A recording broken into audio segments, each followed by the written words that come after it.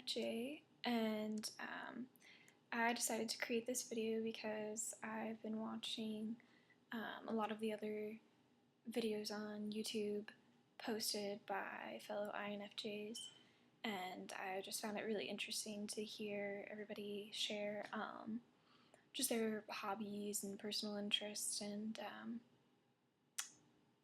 even just their just watching their manner of speaking and evaluating the mannerisms. So I thought that I would share a video myself. I tested as an INFJ for the first time 2 years ago, and I've consistently tested as an INFJ ever since then. One of the most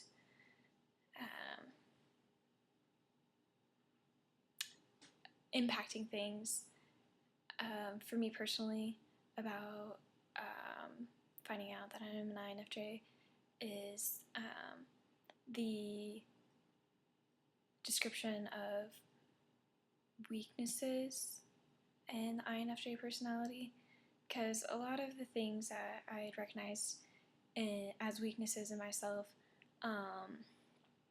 were kind of like a paradox to me, and I didn't fully understand them, such as like when I really love to socialize with people, and I like being involved in others' lives and hearing about what's going on with them, and that really is very meaningful for me and very essential for my happiness even. But I will occasionally get into this sort of funk where I just have to withdraw myself from just the social world and kind of recharge, and that's something that's always been like really confusing to my loved ones and to me too, and to see that so clearly articulated in the description of the INFJ personality, and to actually get some reasoning behind that was just so mind-blowing for me, and it's just helped me a lot to grow personally, to be able to see a lot of those weaknesses that I recognize in myself, like I said, so clearly articulated, and be able to evaluate them from a more objective standpoint because of that. And another thing that I've really enjoyed learning more about in terms of myers-briggs, or whatever variation of a myers-briggs personality type you may find out there, is a career suggestions. I have been set on being a psychologist from the age of 13, and I'm currently a psychology major, and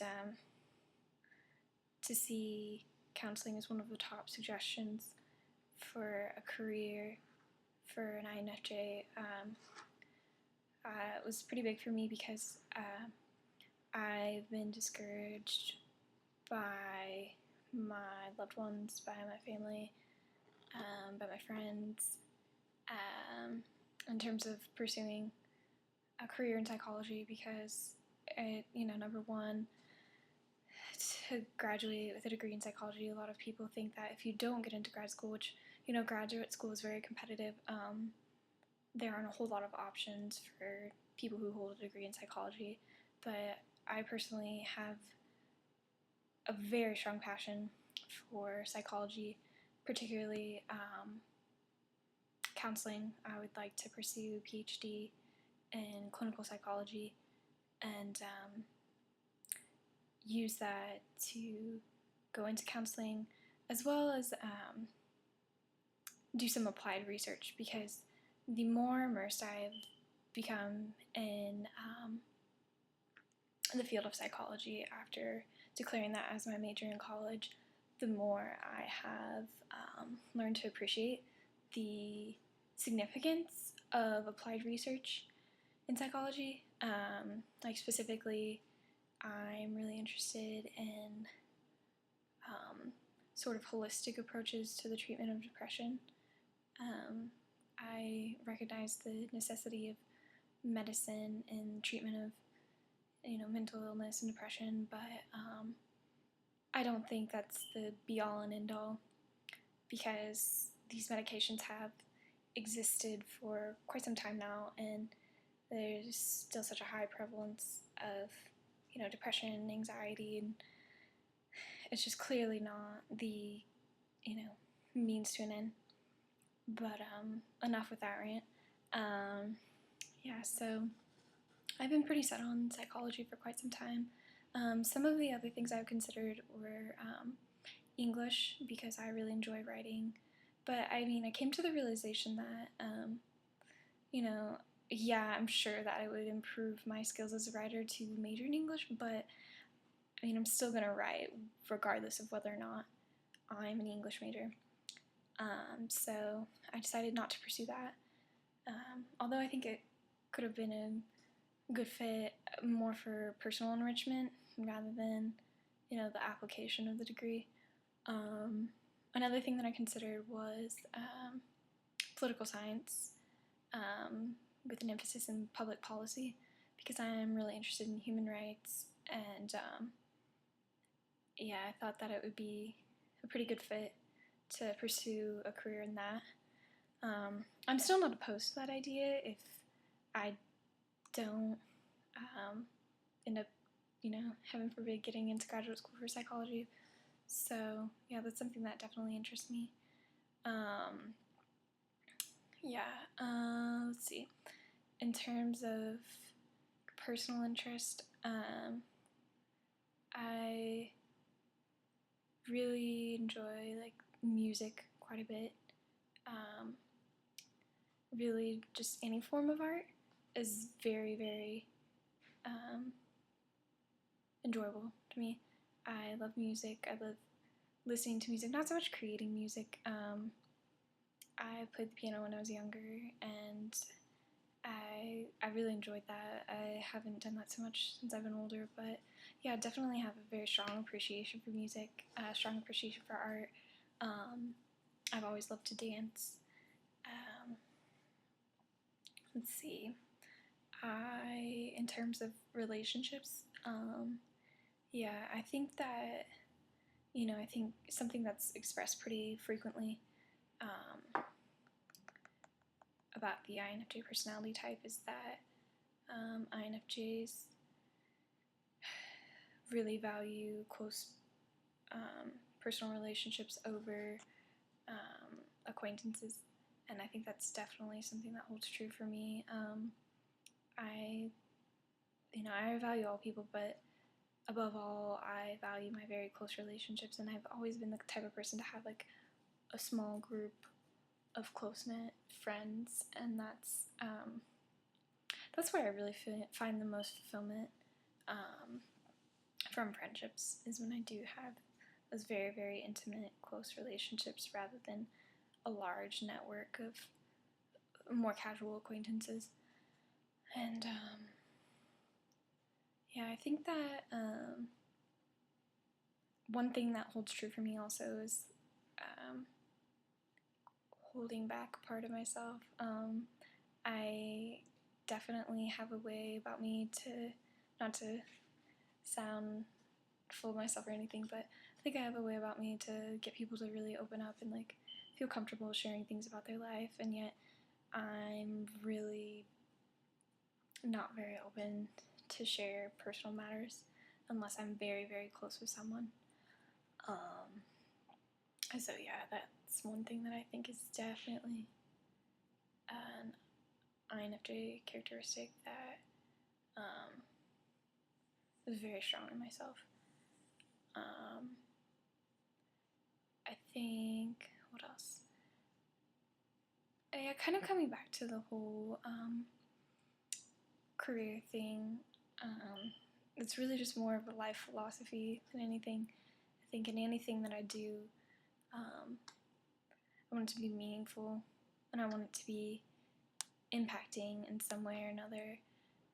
and anything that I put, work and effort into, I want it to be contributing to some sort of greater purpose and goal. And I think one thing about like the NF sort of vision and the J, it's like I do have these very big sort of idealistic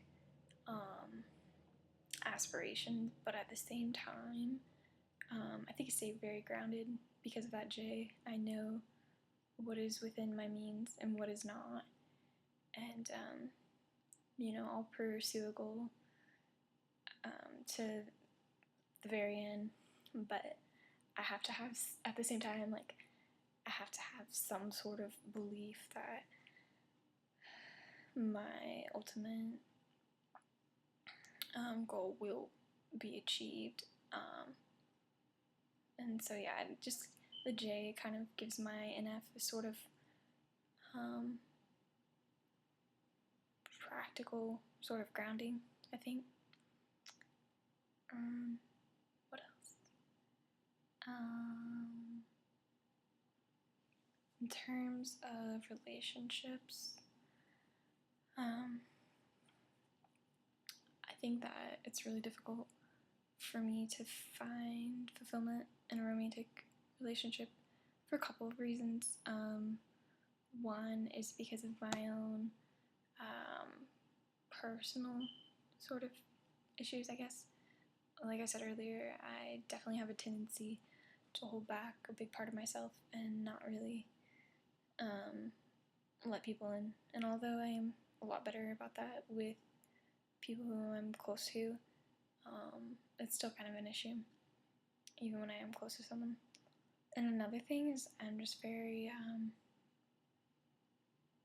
I'm very idealistic in terms of like my expectations of a romantic partner, and I think that definitely can make it difficult to be completely fulfilled in a relationship when I have this sort of lofty ideal that's never really completely realized. And one thing that I have found is that I feel like I have a lot more effective communication with individuals who have an in preference rather than as preference, an intuition preference rather than a sensing preference, because I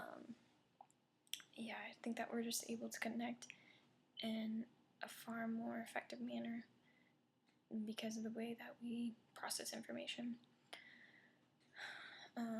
Other than that, I mean, I do think that is significant, but really, I personally, I've studied typology a decent amount, I would say. I'm not an expert by any means, but one thing I've learned is that, I think that people put a lot more stock into